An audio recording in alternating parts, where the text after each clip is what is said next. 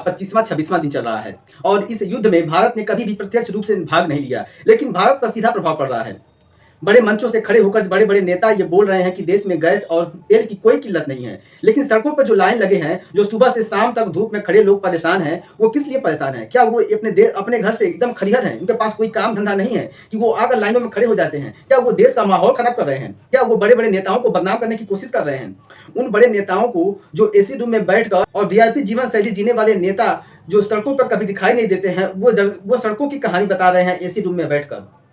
क्या आपने किसी भी सड़क पर खड़े इन भीड़ में, इन लाइनों में किसी छोटे से नेता से लेके बड़े-बड़े नेता या छोटे से अधिकारी से लेके बड़े-बड़े अधिकारियों के किसी व्यक्ति को खड़ा आपने देखा है? इस भीड़ को मैनेज करने के लिए भले ही प्रशासन पूरा अपना ताकत झोंक दे रहा हो, लेकिन क्या आपने किसी लाइन में किसी थाने के थानेदार को, कोतवाल को, किसी तहसीलदार को, किसी वीडियो को, किसी एसडीएम को, किसी डीएम को, किसी नगर के पार्षद को, किसी चेयरमैन को, किसी वार्ड के मेंबर को, किसी जिला अधिकारी को, किसी जिला अध्यक्ष को, किसी ब्लॉक प्रमुख को या किसी विधायक सांसद को आपने लाइन में देखा है? उनको तो छोड़िए, क्या उनके पीए को आपने देखा है लाइन में?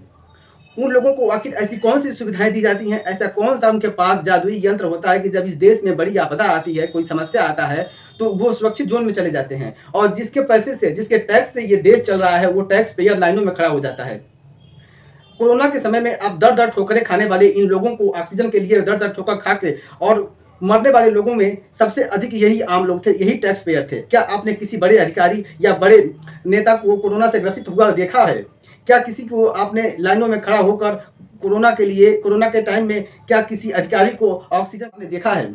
आखिर उनके लिए कौन-सी सुविधाएँ मुहैया करा दी जाती हैं और क्यों करा दी जाती है? क्या इस देश की जनता सिर्फ़ इसीलिए है कि समय-समय पर लाइनों में खड़ी रहे? इस देश की कानून व्यवस्था का ये एक पहला पक्ष है, जहाँ नेता और अधिकारी राजाओं की ज़िंदगी जीते हैं और वही जनता जिसके टैक्स से इनको सैलरी मिलती है, जिसके टैक्स से इस देश का पूरा अर्थव्यवस्था बनता है, वो दर-दर की ठोकरें खाती है, सड़कों पर एड़ियाँ रगड़ती है। आज जब हमको सबसे अधिक ज़रूरत है अधिकारियों की, आज हमको जब सबसे अधिक ज़रूरत है हमारे जनप्रतिनिधियों की, तो आज हमारे बीच में कोई नहीं दिखाई दे रहा है। आज बारे में कोई जानकारी नहीं मिल रही है कि वो क्या कर रहे हैं, जबकि उनकी ज़िम्मेदारी बनती है कि जब इस तरह के हालात बनते हैं तो कुछ रास्ते निकाले जाएँ।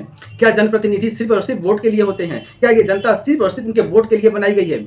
आखिर अपने अधिकारों, अपने कर्तव्यों का वो कब प्रयोग करेंगे और क्यों नहीं कर रहे हैं? आखिर ऐसा क्यों होता है कि जब इनकी ज़रूरत पड़ती है, जब जनप्रतिनिधियों और अधिकारियों की सबसे ज़्यादा ज़रूरत होती है, उस समय ये नदारद दिखाई देते हैं, उस समय इनकी कोई जानकारी नहीं मिलती है। कोरोना के टाइम में आपने अनेकों ऐसे उदाहरण देखा होगा और आज के समय जब सबसे ज़्यादा ज़रूरत है तो सिर्फ़ और सिर्फ़ मंचों से ये कह देना कि जनता के बीच में भ्रम मत फैलाइए, सबके बीच में गैस सिलेंडर बराबर मात्रा में पहुँच रहा है, पेट्रोल पंप और पेट्रोलों की दाम में कोई बढ़ोतरी नहीं हो रही है, सब कुछ सही है। जब सब कुछ सही है तो जनता आखिर इतनी अग्रेसिव क्यों है? क्यों वो जनता लाइनों में खड़ी होकर मरने को तैयार है? क्यों धूप में, इतने कड़े धूप में लोग परेशान होकर अपने साइकिल, मोटरसाइकिल और अपने कंधों पर सिलेंडर उठाए घूम रहे हैं?